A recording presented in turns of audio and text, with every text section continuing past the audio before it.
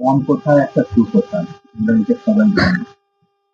তার সত্ত্বেও ছেলের বাবা মা পণ নিয়ে থাকে এবং এর জন্য তাদের বাবা মা তাদের তাদের যে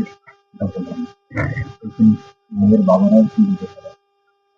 কোনো একটা চাকরিওয়ালা ছেলে, কোনো একটা বড় পোস্টে অফিসার পদে চাকরি করে বা ডাক্তার বা প্রফেসর, তার বাড়িতে একটু মেয়ের বাবা একটা বড় একটা সুটকেসের ব্যাগ ভর্তি নিয়ে চলে যায় এবং বলে, এত লাখ টাকা দিয়ে আমার মেয়েকে বিয়ে দেবে।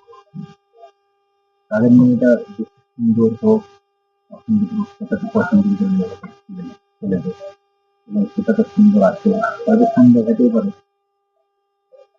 তাদের এত টাকা দেওয়ার জন্য উম, ডাক্তার বা প্রফেসর বা মাস্টার আছে ব্যস্ত করতে হবে।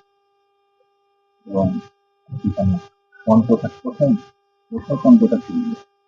মেয়ের বাবা ডিমান্ড করে গেছে একটা ছেলে, আহ, সরকারি চাকরি, ছেলে তো ভালো, কোনো কাজের সামান্য কোনো কিছু কাজ করে, কোনো বিজনেস আছে বা কোনো হাতের কাজ শেখা আছে তাদের, সেই সমস্ত ছেলের কাছে টাকার বান্ডেলে বান্ডেলে লোক নিয়ে পঞ্চটাকাকে আরো এগিয়ে নিয়ে চলে যায়, যেটা কোনোদিন মানে খারাপ সম্ভব নয়।